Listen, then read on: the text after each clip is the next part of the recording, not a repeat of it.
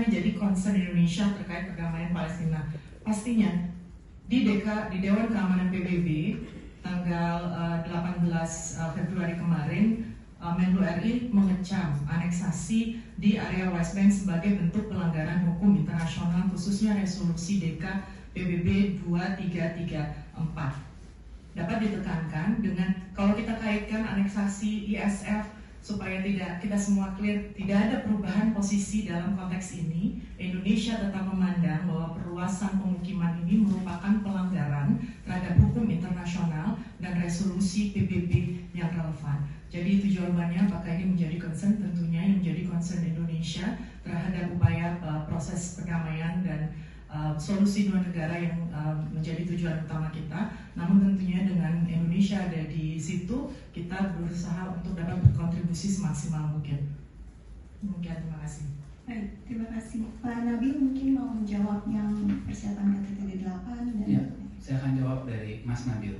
Jadi ya, terkait dengan persiapan D8 yang summitnya akan dilaksanakan di bulan April, kita terus melakukan berbagai preparation internally dan juga dengan negara-negara anggota, dan fokusnya adalah untuk memastikan agar 5 prioritas yang sudah ditetapkan oleh Indonesia selaku ketua dapat terlaksana. Dan kita ketahui bahwa salah satu dari 5 prioritas tersebut yaitu mengenai penguatan dari segi internal reformasi organisasi ini, itu juga penting untuk memastikan prioritas 4 lainnya dapat terlaksana. Kita juga terus menggalang konfirmasi kehadiran dari berbagai peserta, tamu-tamu pada tingkat kepala negara, tingkat wakil presiden, wakil kepala negara, kepala pemerintahan, dan juga pada tingkat menteri. Dan secara berkala nanti apabila sudah pada waktunya kita akan announce para tamu yang sudah konfirmasi untuk hadir. Terima kasih. Baik, terima kasih. Berikutnya mungkin untuk Pak Dircaka ada 3 pertanyaan, Bapak. Terima kasih. Saya jawab secara umum aja bahwa terkait dengan military planning tentu saja akan dilakukan oleh ahlinya, yaitu rekan-rekan dari Kemhan dan tentu saja Mabes TNI. Itu yang dapat kami sampaikan. Tapi yang dapat kami sampaikan, kami tegaskan sekali lagi bahwa terkait dengan mandat, kita telah jelas dari nasional keahlian kita sampaikan beberapa hal, seperti misalnya yaitu mandat non-combat dan non-demilitarisasi, tidak dihadapkan dengan pihak manapun, penggunaan kekuatan sangat terbatas, area penugasan terbatas di Gaza, persetujuan Palestina sebagai prasyarat, menolak perubahan demografi dan relokasi paksa, menghormati kedaulatan dan hak menentukan nasib sendiri, dan yang paling terakhir juga penting adalah dapat dihentikan kapan saja. Demikian. Terima kasih Pak Dir. Mungkin ada satu pertanyaan yang tertinggal mengenai vote UNGA mengenai Ukraina.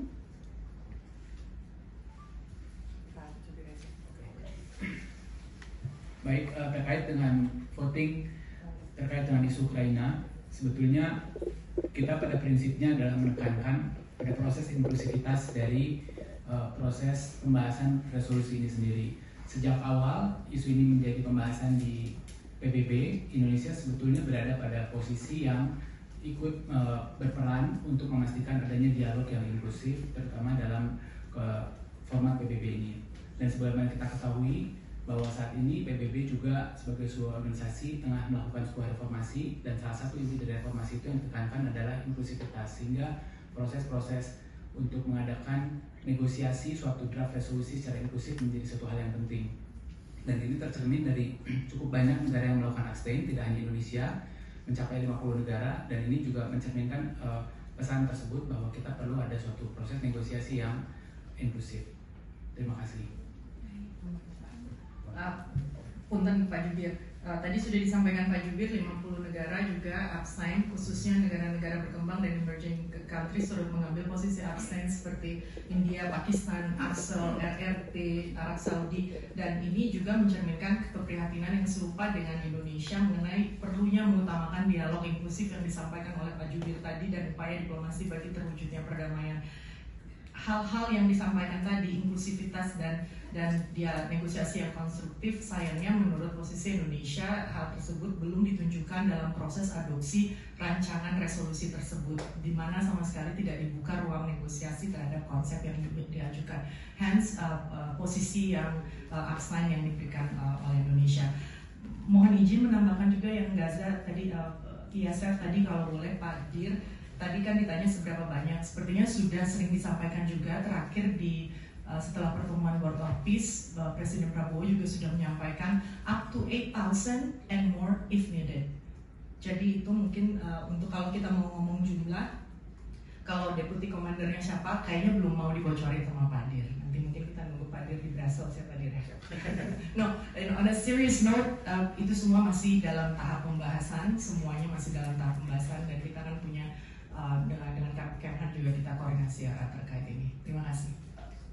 Terima kasih Ibu. Terakhir kami berikan kesempatan ke Ibu PLT Dir PWNI mengenai kondisi WNI di Brazil. Baik, terkait kondisi WNI di Brazil, Kemlu tentunya melalui KBRI Brasilia memantau secara seksama situasi bencana banjir besar tanah longsor di negara bagian Minas Gerais, Brazil akibat intensitas hujan tinggi sejak Februari lalu. Otoritas tempat melaporkan sedikitnya 46 orang meninggal dunia dan sejumlah lainnya masih dalam pencarian, sementara ribuan warga terpaksa mengungsi akibat kerusakan rumah dan resiko bencana susulan. Pemerintah setempat juga telah menetapkan status keadaan darurat. Adapun terkait WNI di Brasilia, berdasarkan catatan KBRI Brasilia per Agustus 2025, data verifikasi lapor diri ya, tentunya perlu dicek lebih lanjut. Jumlah WNI di seluruh Brazil berjumlah 304 orang dan sampai saat ini belum ada laporan WNI yang terdampak bencana tersebut. Dan KBRI Brasilia juga telah menyampaikan himbauan kepada seluruh WNI di Brazil agar meningkatkan kewaspadaan, mengutamakan keselamatan dan menjaga komunikasi dengan KBRI Brasilia. Baik, terima kasih Ibu. Sesi kedua pertanyaan kita buka dari belakang. Silahkan jawab host, VOI dan Senang ketemu semuanya lagi. Singkat, kunjungan kerja Menlu RI dan kunjungan Presiden RI, sebagaimana teman-teman ketahui bersama, secara umum saya ingin sampaikan lagi, walaupun mungkin telah banyak beredar rilis terkait kunjungan kerja Menlu dan Presiden ini. Namun dapat kami sampaikan bahwa Menlu RI, Pak Sugiono telah melakukan kunjungan kerja ke New York, Amerika Serikat, saat itu pada 16 sampai 18 Februari, khususnya untuk menghadiri pertemuan Dewan Keamanan PBB, DKPBB, terkait the situation in the Middle East, including the Palestinian question. Saat itu, selain menghadiri pertemuan DKPBB ini, Menlu RI juga melakukan pertemuan bilateral dengan Sekjen PBB, termasuk dengan wakil tetap Palestina yang untuk PBB di New York, termasuk Menteri Luar Negeri Pakistan dan Menlu Mesir yang juga saat itu berada di New York. Secara umum, pertemuan-pertemuan ini membahas langkah-langkah ke depan dalam memperjuangkan perdamaian Palestina, termasuk Menlu RI juga dalam pertemuan bilateralnya mengundang Wata Palestina dan para Menlu tersebut untuk hadir pada KTT D8 bulan April 2026 di Jakarta. Sebagaimana kita ketahui akan ada juga special session on Palestine. Setelah itu, Menlu RI melanjutkan perjalanan ke Washington DC, di mana Presiden RI melakukan kunjungan kerjanya pada 19 Februari, termasuk untuk menghadiri inaugural Leaders Meeting World of Peace atas undangan pemerintah Amerika Serikat. Dan terkait World of Peace dan ISF ini yang lebih lanjut akan dibahas oleh Pak Dirjaka yang sudah hadir saat ini. Dan selain mendampingi Presiden dalam pertemuan World of Peace, Menlu juga melakukan pertemuan bilateral dengan Menteri Luar Negeri Amerika Serikat, Menlu Rubio, di kantor Kemlu AS pada 19 Februari. Dan dalam pertemuan ini dibahas berbagai hal kerjasama strategis, termasuk dinamika kawasan dan global, dan tentunya Menlu RI juga mengangkat terkait situasi di Gaza, Palestina, dan tetap menekankan bahwa semua langkah stabilisasi yang dilakukan harus tetap mengarah pada perdamaian yang adil dan berkelanjutan dan tentunya solusi dua negara. Dalam hal ini Menlu Rubio telah menyampaikan apresiasi Amerika atas partisipasi aktif Indonesia dalam BOP dan juga kontribusi Indonesia di ISF. Teman-teman media, Presiden RI juga melakukan kunjungan kerja ke Inggris setelahnya sebagaimana diketahui menyaksikan penandatanganan perjanjian kerangka kerja antara BPI dan Unlimited di London, Inggris. Dan di tengah-tengah Kunpres ini, Menlu RI melakukan kunjungan kerja selama 1 hari di Jenewa, Swiss, untuk menyampaikan pernyataan nasional di High Level Segment Sidang Dewan HAM PBB ke-61 dan High Level Conference Perwujudan Senjata. Di sela-sela High Level Segment ini, Menlu RI juga berkesempatan melakukan pertemuan bilateral dengan Menlu Palestina, Menlu Kirgistan, Menlu Kuba, dan juga Komisioner Tinggi HAM PBB. Dan dari Jenewa, kemudian Menlu RI kembali melanjutkan perjalanan untuk mendampingi Presiden, melanjutkan pendampingan di rangkaian Kunpres di Amman, Jordan, di mana Presiden RI melakukan pertemuan dengan Raja Jordania pada 25 Februari dan dilanjutkan dengan kunjungan kerja ke Abu Dhabi pada 26 Februari 2026. Dan di Abu Dhabi ini kunjungan ini dimaksudkan dan bertepatan dengan peningkatan kemitraan strategis Indonesia dengan PEA, khususnya peringatan 50 tahun hubungan bilateral Indonesia-PEA pada tahun ini. Itu secara umum terkait kunjungan kerja Menlu RI dan kunjungan Presiden. Kita bisa bahas lebih lanjut, Mbak Eta, untuk sesi berikutnya. Terima kasih. Terima kasih Ibu Jubir. Selanjutnya mungkin bisa kami serahkan ke Pak Dir Caka untuk memberikan briefing khususnya mengenai BOP dan ISF. Silakan Pak Dir. Terima kasih banyak Mbak. Rekan sekalian, sebagaimana tadi telah disampaikan Ibu Jubir 1, Bapak Presiden telah menghadiri Inaugural Leaders Meeting Board of Peace di Washington DC, Amerika Serikat tanggal 19 Februari baru saja. Pertemuan perdana ini difokuskan pada penguatan kelembagaan dan tata kelola Board of Peace serta konsolidasi dukungan pendanaan internasional bagi stabilisasi dan rekonstruksi Gaza. Indonesia menyatakan kesiapan prinsip untuk berkontribusi dalam ISF dengan mandat yang jelas, parameter operasional yang disepakati, selaras dengan hukum internasional dan National Affairs Indonesia, dengan fokus pada perlindungan warga sipil dan dukungan kemanusiaan.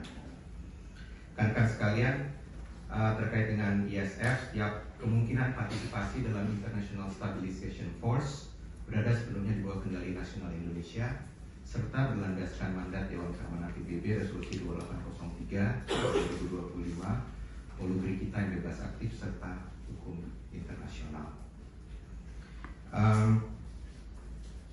Partisipasi pemerintah kita secara umum di Board of Peace merupakan langkah strategis dan konstruktif untuk memperkuat upaya internasional mendorong penghentian kekerasan, perlindungan warga sipil, serta perluasan akses bantuan kemanusiaan bagi rakyat Palestina di Gaza, serta tentu saja menuju pada realisasi two-state solution.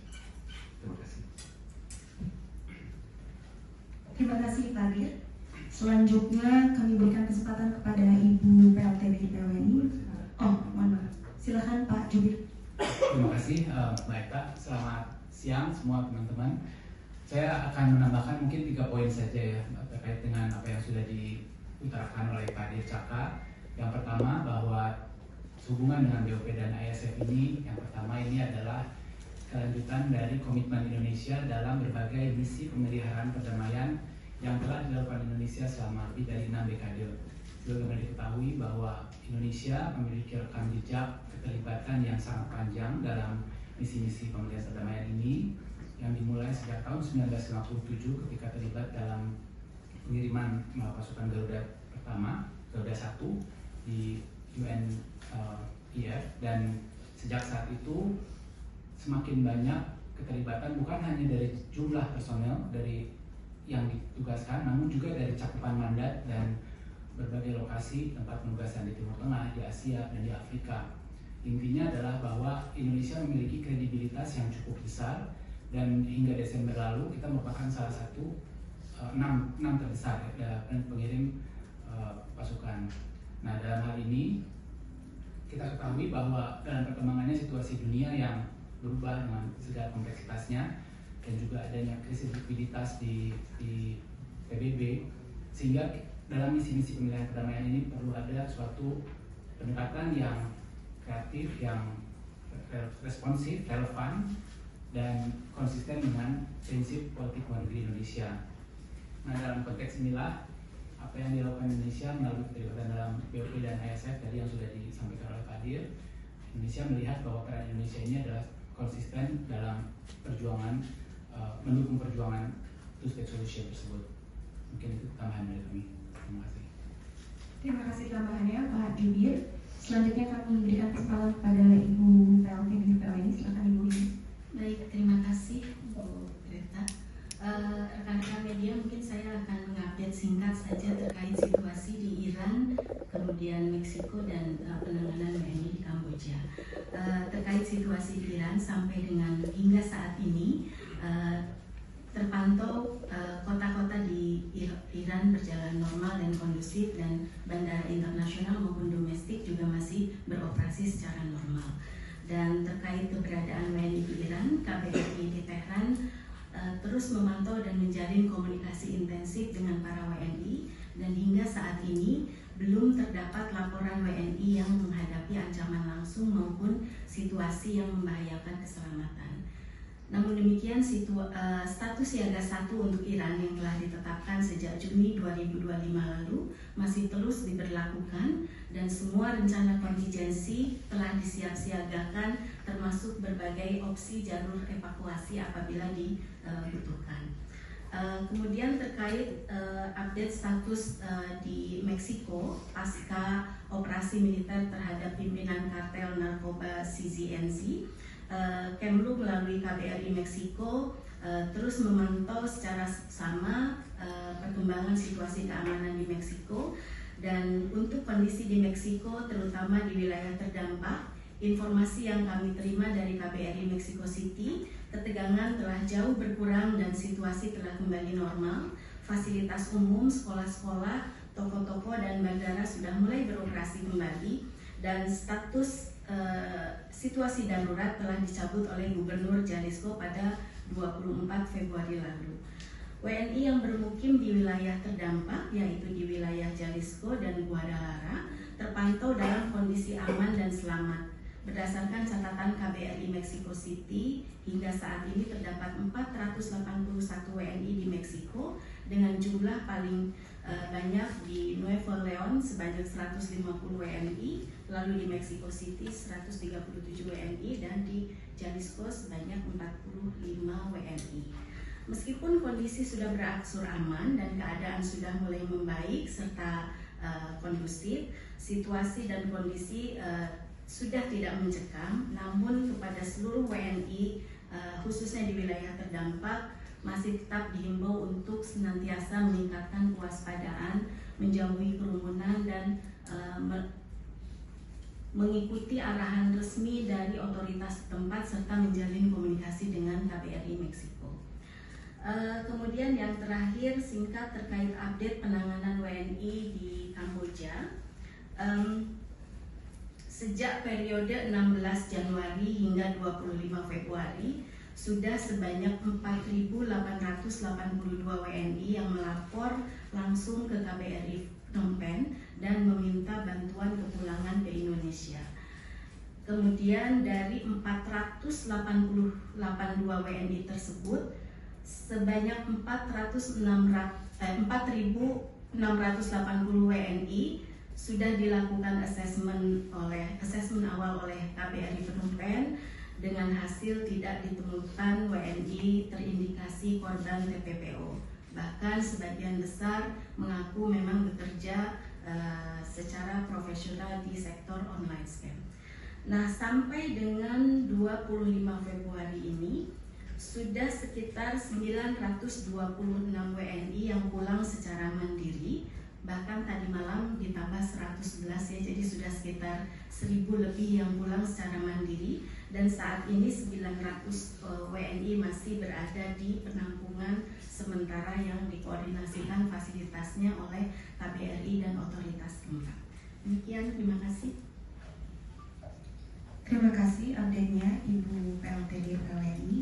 Untuk selanjutnya kita akan membuka sesi pertanyaan.